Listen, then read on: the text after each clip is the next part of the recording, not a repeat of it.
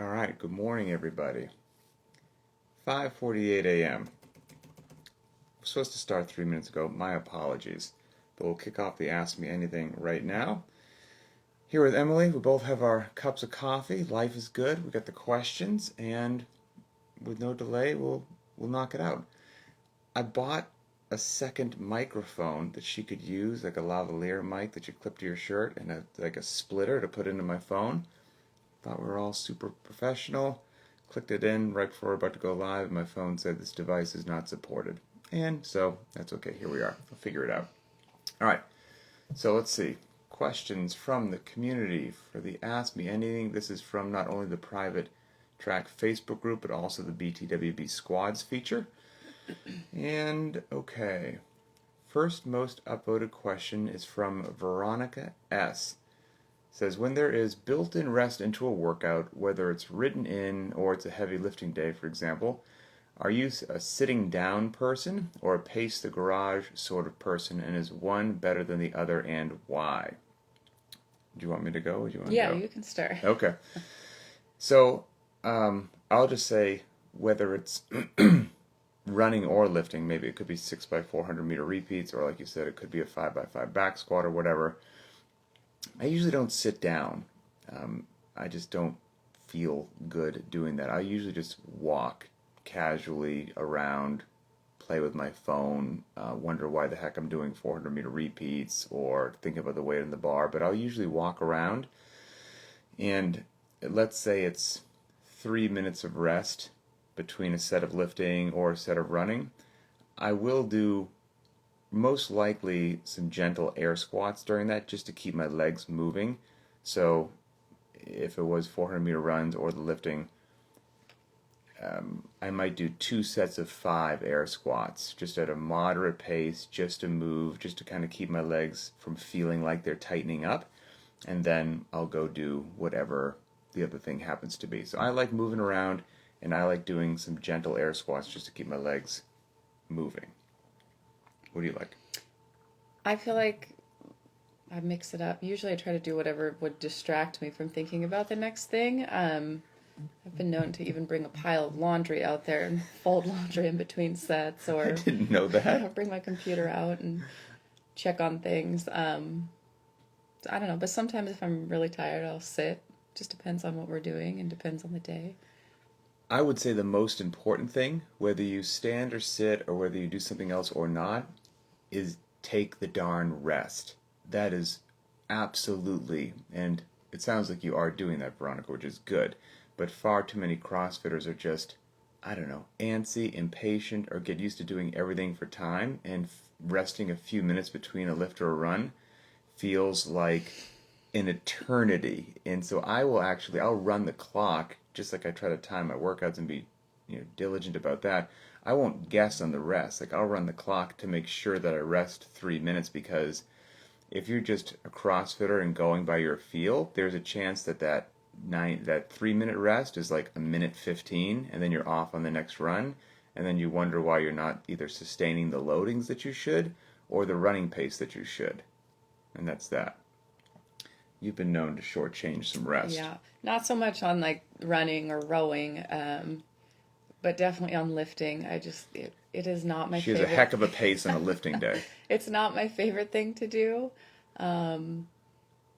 So I'd like to get it done. I also think for what I did and how I trained for so long, a long rest sometimes almost feels worse. Like my body gets too cold, or I don't know, it just doesn't feel good. So I don't like to do like a 3-minute rest between Seems like an sets. eternity. Oh my goodness, it truly doesn't feel good. I feel like I have better lifting days sometimes when my rest is shorter, which I know is like completely against all the science and all the But here's stuff. the thing about that, right, is human beings are interesting creatures, and there is scientific literature, and then there is what's actually more important, which is your reality. And if you're truly tracking your lifts and times, and you've been doing it for months or years, and you've played with rest, and for whatever odd reason you are that 1 out of 1,000 athlete that shorter rests produce faster times on runs and better loads on lifts, and when you rest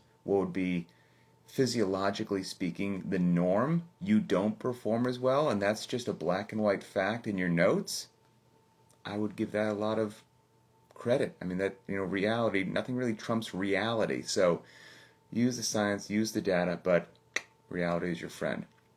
Okay. I would also say if you want to read about the topic a little bit more, go to Linchpin Conversations number 140. That's specifically on this topic, and that is also a podcast we did about a CrossFit Journal article that you could read as well from April 2007, and that CrossFit Journal article is entitled Rest and Recovery in Interval-Based Exercise, and it's a good one. All right, next most upvoted question. This is another great question. This is from Lisa D. Lisa D. Here we go. When doing ring rows, what is a good progression to track improvement? Can you talk about the length of the straps, placement of the feet, body position, or any other variable in a way that describes progression from beginner to advanced? So anyone who's been following Linchpin for a while knows that I have a love affair with ring rows. They're fantastic. They're such a great movement to challenge a novice or an advanced person. They're infinitely scalable. They're great, and you will develop. I know you're not pulling in exactly the same direction that you would be on a pull-up, but you can develop some serious upper body pulling capacity with ring rows. So I would say for the length of the straps, if you're standing up in the garage and you walk up to there, let's say the bottom of the rings, I would say about halfway between your waist and armpit. So figure out where halfway between your waist and armpit is, and the bottom of the ring should be roughly around there, So people might like it a little higher, a little lower, but that would be a good general guideline. You have to do a little bit of a hop to get up there. And as far as the width of the straps go, if you extended your arm, your forearm, and you extended your fingers out so your palm was flat, you had your elbow bent at 90 degrees, from your elbow to the tip of your fingers, that width is ballpark a good width for the straps. Again, some people might like it a little wider, a little more narrow, but those two things will probably get you good on height and good on the width of the straps. And then as far as easier to more difficult goes with regards to a progression, it truly is, you could play with the height of the rings, yes, but it's truly going to be your foot placement. And your body should be in a rigid plank the entire time doing the ring dips. And then what's going to make an easier ring dip is if you have your feet, let's say, directly under the rings, and you grab the rings and you lean your body back, it will be at a whatever angle it happens to be, but it won't be a crazy angle. And then if you scoot your feet so that your body is more and more parallel to the ground, so to speak, the closer you get to parallel to the ground with your body, the difficulty is going to increase. The more you decrease that angle so your body is more and more perpendicular to the ground, the easier the ring row is going to be, and that's largely going to be done with foot placement. So what you could do maybe if you're looking to track your progress, I don't know what you could do with your garage floor, but you might be able to make marks on your garage floor, paint, chalk, tape, or something like that, lines, let's say, 3 inches apart, 6 inches apart, and as they kick out, they're increasing in difficulty. And then you can say, oh, on this line, I can do 10 beautiful ring rows, but on the next line, I can only get 8, or on this line, I can't do any yet.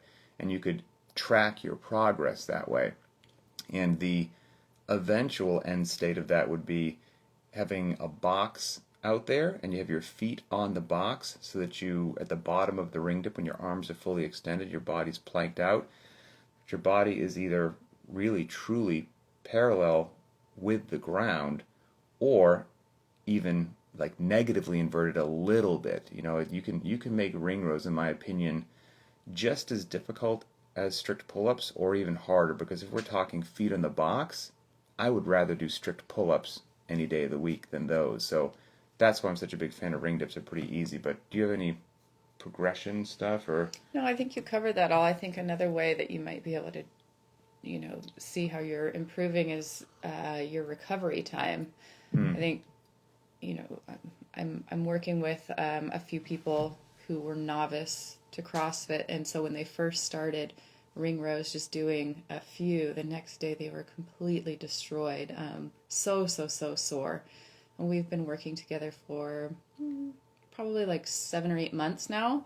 And that we've been able to lower the rings a little bit more so their chest or back is closer to the ground, and then they're not sore anymore the next day. So you know right there that they're getting stronger. It's the same amount of reps, and they don't have to rest as long in between sets. So And let's tell everybody out there, because it's a lesson that everybody should benefit from, the amazing, first of all, Emily's a great trainer.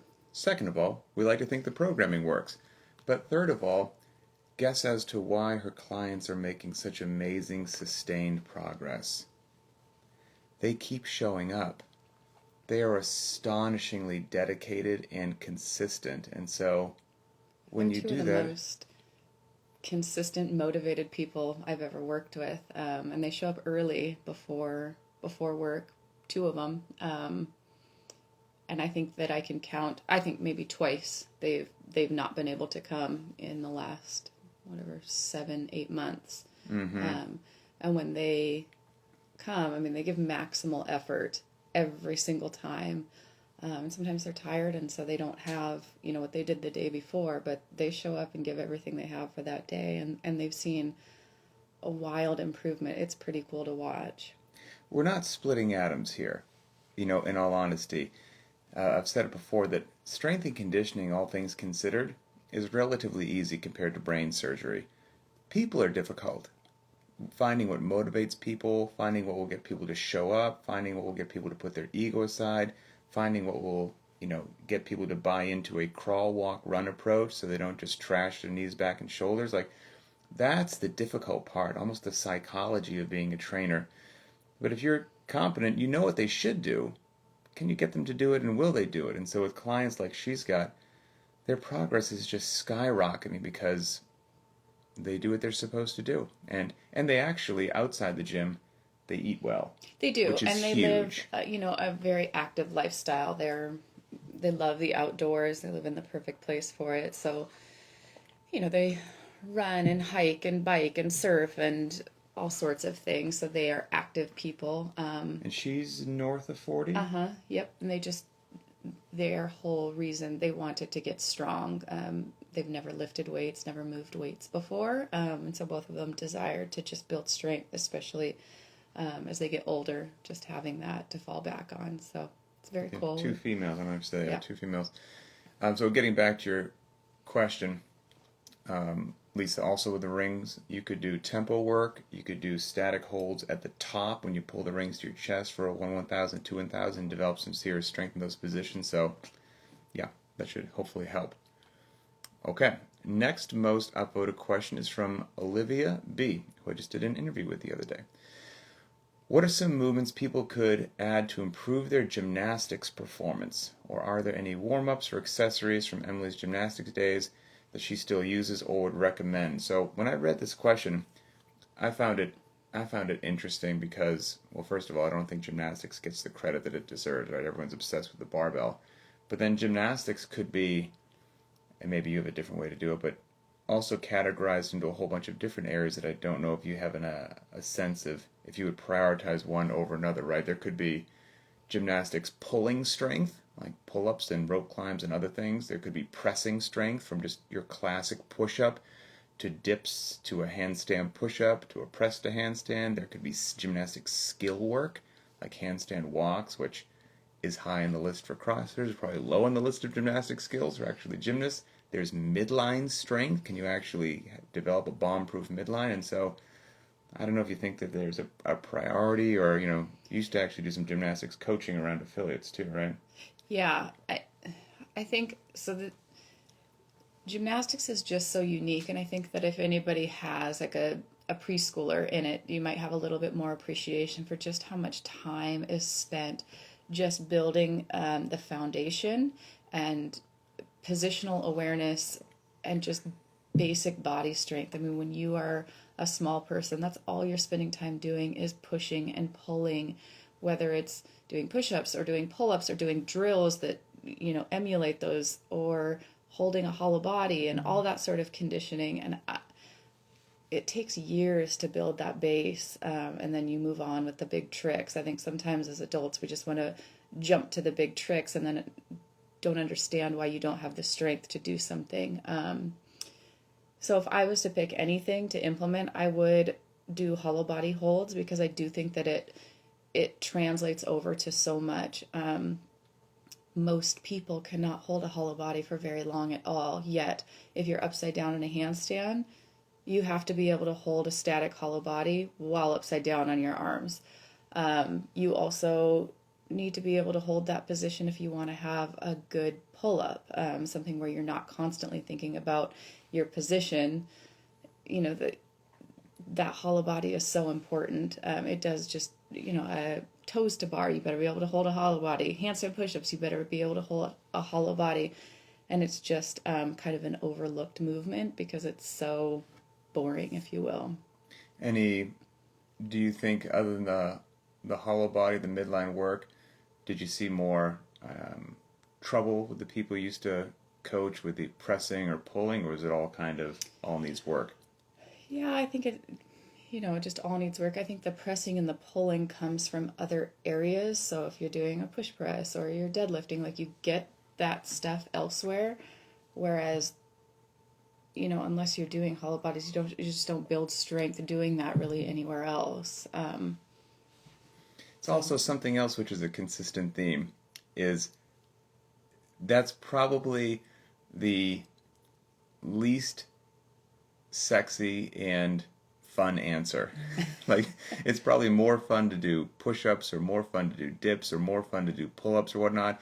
If someone's like, you know what you should focus on? Just a ton of midline holds. People are like, oh, well, that's not really what I wanted to hear. But it's funny how frequently, if you could just take emotion and human desire out of it, and you just had an emotionless discussion of what really works all the time and what are the foundational building blocks, it's so funny how frequently it's the not sexy stuff that looks great on Instagram. It's the sprinting, it's the hollow holds, it's the basics done really, really, really well.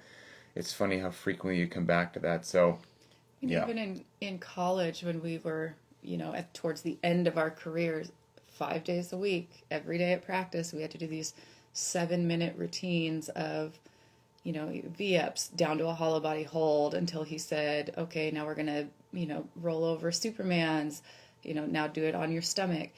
And then back to your back. And then you had to hold for 7 minutes, heels touch the floor. Guess what? We start over. And that was towards the end of our career. We were finishing with that sort of stuff. Because so your heels couldn't touch the floor for 7 minutes? 7 minutes. So go ahead and give that a whirl. While doing movements in between, right? So, knee ups, V ups. I can't even remember all the things. Oh, hollow body rocks, and then flipping over to your stomach and doing it that way. But then the other not crazy, not sexy stuff on top of that, if you're never going to go wrong focusing on increasing your strict pull-ups and increasing push-ups, because that pressing strength translates in good, honest push-ups, like your body's totally rigid, everything touches the ground, you fully lock out. Those are really difficult, and it's easy to just blow them off and do sloppy push-ups and think that you have 50, but you probably don't really have 50 if you were just doing them really good. So I would focus on that. Well, that's another. You don't see gymnasts in the weight room so often. We didn't go down there very often because there's so much stuff in the gym as far as push-ups, rope climbs, toes to bar that we had to do every single day. There's only so much time in the day. So, gymnasts do a lot of body weight movements. This next question is fantastic. It's great. We could do a whole show on this. We've touched on it a bit, but I think it's going to be good. I'm curious to hear your opinion on this. So this is from Justin F. Hi, I turned 40 this month. I've been doing CrossFit since 2018 and Linchpin since 2020. I love it. I've lost a lot of weight and I've seen steady improvement. Now the story takes a turn. Lately, I have seen a regression. I need more breaks. My lifts are down. I was sick in March for a couple of weeks.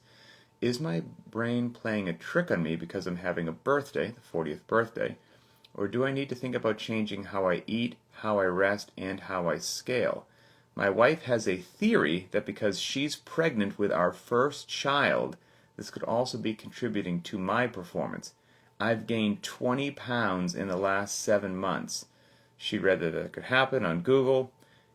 If age and life changes were already addressed in a podcast, let me know. I'll grab a listen. Thanks for everything. So, that's a really interesting deal. So I wrote down here, so turning 40, life is over. Just joking. That's obviously not. We're both in our 40s. So, it's funny, when I first started reading your post, Justin, the first couple sentences, I was like, that's odd, that's strange. And then near the end of it, you said, by the way, I've gained 20 pounds. And not to oversimplify it, but I think the mystery was solved. I mean, if we're having honest, real, frank conversations to help people, because tiptoeing around things that doesn't help people. So like, here's what I truly think, in my opinion, is probably going on. When you said to gain 20 pounds in 7 months, bingo. I think that's it. I mean, you're not going to put on 20 pounds, and you didn't say 20 pounds of muscle, so I'm going to go ahead and assume it's not a good 20 pounds. You're not going to put on a 20 pounds that you don't want and see what's happening in the gym get better. It's just not going to occur. So it's not shocking at all that you're seeing a bit of a regression. I would say, in my opinion, it's not related to the workouts that you're doing in the garage. It's 100% lifestyle. Like 100%. It's how you eat. It's how you sleep. It's how you recover. It's how you manage stress. And notice how I didn't say it's how that you should eliminate stress. You'll never eliminate stress from your life. So it's just, how are you managing it and how are you tolerating it? And as I said actually earlier in this podcast, strength and conditioning is easy, really. People are hard, and getting people to buy in and find what works for them, because each person's a little bit different. Human beings are complicated creatures. You could tell person A, hey, this is the healthy diet that you should eat. Eat it. This is the amount of sleep that you should get. And if you have to turn off Netflix to get it, turn off Netflix and get to sleep. And there are some people that'll go, okay. And then, ba-boom! They're going to see them rocket in the gym because they're properly fueled and rested. Then you're going to have other people say, this is the way that you should eat, this is how you should sleep. And they're going to be like, yeah, but I like these tasty foods and I'm going to keep eating them. And I don't like the quantities that you gave me, so I'm going to eat more. And I like these late shows, and I got to get up early for work, so I'm just going to sacrifice some sleep. And I hope everything goes great in the gym. And then it won't. I mean, so I don't think what's happening in your life is mysterious. I think it's actually, it happens to a lot of us at different phases in our life. I think most people who said they've never been where you are probably lying. They either never got on track, or they were on track for a while like you said you were, and then it slipped because maybe something else popped into your life. Ding ding, your wife's pregnant with your first child. That's a really big deal. But I think what's happening to you is it's lifestyle, 100%. So what's your take? Yeah, I think it's just an example of that time waits for no one. So things that maybe you could get away with when you were younger, it just catches up with you. And some people it hits around 40, some people 50, some people 60, but it waits for no one. And I guess when I'm out in the world, I am always shocked at how much people short themselves on sleep, which I think is just so important. And alcohol consumption. I think that can be just a huge, I mean, you will gain weight if that's a frequent part of your life. And then not to mention just how much it destroys your recovery. And so that could be a huge part in recovery, and feeling like crap the next day as well, is just because that also messes with your sleep, which is when you're recovering. So I think those two things are very important as well. But yeah, I would definitely look at lifestyle before you look at, my body hurts, it must be something that I'm doing in the gym. And I don't know, I'm potentially going to get my marriage into hot water right now through live television here, because you didn't give me a green light authorization to broach this subject, but I'm going to. I think it's going to help Justin. And we don't need to get into a ton of details, but let's just say Emily was not, wanted to have some body composition changes. Tried some stuff, wasn't quite happy. And then decided to do what is the least fun, but the most accurate, and you can't lie to yourself. Weighing and measuring. That takes all the emotion. Well, I think I'm eating pretty clean. Well, yeah, I eat pretty good. No, my portions are pretty good. Like all that. Everyone's going to answer those questions like that. If you stopped everyone at the mall, even people that were generally overweight, and said, "How do you eat it?" Not too bad. Sure, I could be a little bit better, but not too bad. There's very few people that are like, I eat horrifically every meal of every day. It's not even close to good. I've been in this business for a long time. I haven't heard that answer very frequently. I think so most people think, yeah, not too bad. And I think it's an honest answer. If you hook them up to a lie detector test, they're not lying to you. They truly believe that. And then, if you really went home, like that drone of scrutiny that I've mentioned before, if I had an invisible drone that would hover over your head for 30 days and recover every decision you made for sleep and meals and alcohol consumption and everything, and then you reviewed that data that you didn't know was collected in secret, it would become readily apparent as to why you either weren't meeting the body composition goals you wanted or you felt tired in the gym. It wouldn't be mysterious. But again, I just think it's the little things each day that are just, they're little, they're subtle, and they become routine, and we don't notice that they're going on. And so now removing that and having this emotionless, you're going to weigh and measure, and all of a sudden you're like, oh, that's the portion of food that I should eat? Oh. And not just the portion. So what's been your I was experience? going to say, I just think there's so much poor information out there too, and a lot of it is, I hate to say it, it's just so directed at women, and I don't know why, but I think along what he said, sometimes people really think that they're eating healthy, and they say stuff like, I don't eat any processed sugar. And then they'll talk about the pasta dinner that they had the night before, and I'm like, but that's processed sugar. That pasta is not something that you should be eating, or they talk about a bowl of whole wheat cereal. I'm like, that's just sugar. So I think there is like a lack of information out there as well. So they genuinely think they're doing a great job. Yeah, fair, so true. I guess that would be something that, seek out good information, real foods that come from the ground, come from the earth, that sort of thing, and not jump into the fad diets. No, you don't need to fast. No, you don't need to, even macro counting, it is my humble opinion, it's not something that you need to do day in and day out for the next 30 years of your life. I don't think that that's sustainable for most people, but I think it serves a time and a place, so that you can really gain an understanding of what your portions should look like, what meets your macronutrient needs, and then have that in the back of your mind as you move forward so you don't gain all your weight back. Yeah, it works as I don't know anybody who wants to weigh and measure things for the rest of their life, but it works really well just to recalibrate what you have going on in the kitchen. Because in general, over the course of weeks and months, portions have a tendency to increase, not decrease. And so it's just useful. You're like, oh, it just kind of resets you. And maybe you go back and you touch it every now and then as like a maintenance phase. But you also don't want to develop food issues. You don't want to go down that crazy path. Like, so all of these things should be taken with some degree of common sense, hopefully. But largely, getting back, Justin, I think what's going on is a lifestyle deal. It's not what's happening in the gym, because your lifestyle is, man, you just can't outwork a bad lifestyle. You just can't do it. You're in the gym, let's say 1 hour a day, and you're not in the gym 23 hours a day. 23 hours of bad decisions, which are sleep is in there too, sleep and nutrition and stress, can't compete with 1 hour in the gym. It just can't. So you got to get those 23 hours in line with your goals, I would say. But I think, in this situation, you've got a baby coming. It's going to get harder, not easier. Oh, I forgot about that. Yes, it is going to get a little more challenging.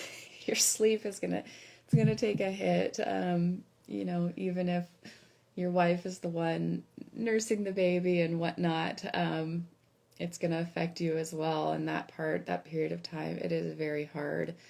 So you want to get those things under control now, as opposed to trying to piece it all together after you've got a little human in the world. And here's maybe the other uncomfortable truth I would say is, food is delicious, and I was born with a sweet tooth that is challenging to turn off. And we've been very open and vocal that our daughter was not an easy human being, and that's a wild understatement to say that she caused, don't get me wrong, she brought some love into our life, but to say that she caused stress in our life, that doesn't even do it justice by a long shot. It was a slice of hell for quite a period of time. That doesn't mean I can fill my mouth with garbage. I think that's also the uncomfortable truth, is you could do that and you would get a lot of sympathy from the world. Is like, no, I get that. That makes sense. Things are tough. So you're just having a slab of dessert every night. You let things slide, and that does happen. But all I'm saying is, it doesn't have to happen. Like it is, there are people who have been in that situation, and not made those decisions. So that proves that it is humanly possible. I didn't say that it's easy, or fun, or not challenging, but it's humanly possible. So stress eating is so easy to do, and I have been guilty of it. And I would just say, try to remember you're always just one meal or one workout away from getting right back on track. You've been doing pretty good. You have a terrible day, and you punted one into the stands with a meal. Don't take that to say, I've been doing so well. You know what? It's all a wash now. The heck with it. I'm off the rails. No, no, no, no. You just had a bad meal. You can get right back on, and that's hopefully what will happen. But I also think, like I said, get it under control now, because especially for the females who are recovering from childbirth, and you can only bite off so much. So if you have a child, and heaven forbid it be a difficult child, then just the new stresses of having a baby and dealing with all of that, and then trying to also change over your diet at the same time, it almost feels impossible. And I know I really wanted to make some changes after I had Lane, but I couldn't. I mentally could not. I needed to just stay the course for where I was at, so that I could just keep my nostrils above water to get Lane to a different place in life, and then make those changes if I had bitten off too much. I think it just would have caused even more stress and more depression and more. It just, so you have to be realistic about your life too. You can't change over everything all at once and then expect to not fall off the wagon. It has to be those small changes. So make those small changes now, so that they're just habits after the child comes. All right, final question, and a good one too. This is from Richard W. about masters athletes. And he says, being a master, what percentage would you use to reduce the weight from the prescribed loading? Or how would you suggest picking the proper weight to achieve the intended stimulus? Great question. And I think Richard is around 50 if memory serves. And we've done a couple. First of all, let me recommend a few podcasts. So for anyone out there hearing this. So I'd recommend Very Not Random, which is the show I do with Boz. Very Not Random 95. That's entitled The Day the PRs Stop, a topic for masters athletes. And it's actually not a sad episode. So VNR number 95, then VNR number 56, which is at what age should you not do a 1 rep max deadlift.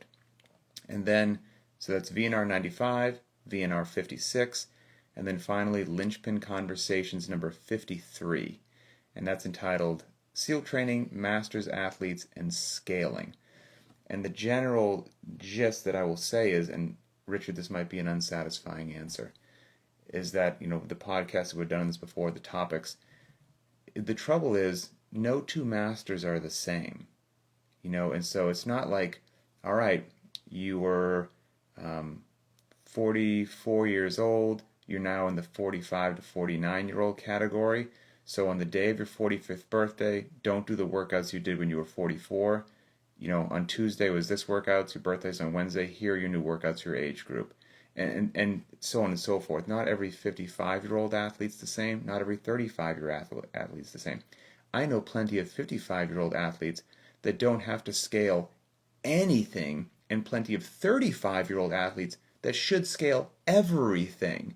And so just assigning a blanket workout based upon an age isn't always appropriate or the right thing to do.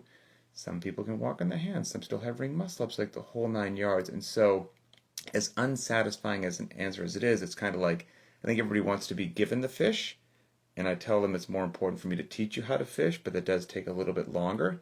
The education about yourself, about the methodology, about the intended stimulus, that's what's going to help you make the best decision. Because like I said, if you gave me a group of 150-year-olds, they're not all doing the 50-year-old workout. I bet there's going to be 17 different variations in that group of 100 people. And so the education point is the key, and not that you have all the time in the world, but there's over 350 Linchpin Conversations, and I bet if you listen to all of them from number 1 to now, you would be good to go. You could see any workout, you could walk into the gym, you'd be like, gotcha, this is how I should approach it today. I got a bit more to say, but do you have anything on No, that? you're the athletes? expert here. But you're a master's athlete as well. I am. I think, I go by how I feel rather than what a percentage is. There's some days where I might be able to get after it a little bit more, and then some days where I'm like, that is what I'm working with today. But the reason that you know that, and the reason is, it comes from something that takes time, which is why I said you just can't click on option B, the 50-year-old workout. It takes each person learning about themselves through safe experimentation. And that may take days, weeks, or months of making notes, listening to the daily video that I put out as to what the intended stimulus should be, what we're going after today. And then if you want to do safe experimentation in a crawl, walk, run approach to find out your spectrum of weightlifting, your spectrum of conditioning, your spectrum of gymnastics movements, which ones treat you well, which ones need a slight modification, that's going to come with time. It's going to take a little bit of time to make that happen. And through safe experimentation, I mean, whenever you're unsure, err to the side of tuning it down a little bit, not overdoing it. Like, let's say the other day, the workout for Linchpin, the prescribed workout, was that 15-12-9 of a 275 deadlift and a 24-inch box jump for men. 275 and 24 inches. And you're like, I know it's supposed to be like a short, sharp kind of a deal. 275. Yeah, I think I might be able to pull that off, but it might be a bit too much. I'm not sure. Don't do 275. Do 225. You're not going to be shortchanged. I'm here to tell you that. And if at the end of it you're like, man, I ripped all the deads unbroken and felt pretty good, and I read through the comments, and it sounds like most capable people, even at the prescribed loading, had to break up the deads every now and then. I guess I've actually could have bumped that up a little bit. That's just a learning data point. It's not a failed workout. It's not a bad workout. You didn't miss the intended stimulus. It's a learning point. And you play that game day after day, week after week, again, erring on the side of caution, learning that potentially you made the right decision, or potentially you were a bit more capable than you gave yourself credit for. And as you get more data points and more workouts, you then develop the ability to listen to the video, understand the intended stimulus, look at the workout and go, gotcha. The RX is fine for me. Or the wild card's perfect for me. Or you know what? I'm kind of in between today. I'm going to keep this portion and I'm going to tweak this portion. And that, truthfully, that's the journey. That's the road. And I think anybody who tells you different is kind of lying to you. I think, too, as the years go on, you can't compare yourself to whatever 10 years ago. It was just somebody said something about overhead squat. And yesterday I put up more weight on my overhead squat than I have in quite some time. However, it's still 70 pounds less than what I did 10 years ago when I was a games athlete. Sometimes I hear people say stuff like, oh, I've been training for 10 years. I'm only 5 pounds less than what I was when I was a competitor. I'm like, how is that even possible? I'm nowhere near those numbers That was your anymore. lift, wasn't it? Overhead squat, yeah, I'm definitely stronger, but everything that I do is significantly less now. I cannot maintain those numbers, and it would be negligent for me to try to maintain those numbers. It just doesn't work for me. So I think you have to sometimes be willing to let go of what you once did as you get older and set new PRs and new percentages off of, new base weights. Yeah, we'll close on this. That was the final question. Great question. I also heard somebody else say, which I really like, is they reset all their PRs when they enter a new phase of masters, for example. So I don't know, you turn 40, somebody I know, you don't have to do this, but they've wiped all their old PRs, and from 40 to 44, it's all brand new PRs. And then when they hit 45 to 49, they forget about those old PRs from the 40 to 44, and then, hey, I'm in a different group. This is all new territory. I like that. And then I hit 50, it's all new territory. And that will keep you fired up, probably, and in a happier mindset than being like, 51, I know what I used to do when I'm 37. This is awful. No, no, no, no, no, no, no, no, no. You're winning because you're still working out. Mm-hmm. So that's that. So hey, we got her up for the early Ask Me Anything again. So that's that. Thanks for all the questions, everybody. They were fantastic. I hope they're helpful. Keep being awesome to everybody. Enjoy your rest day, and we'll talk later.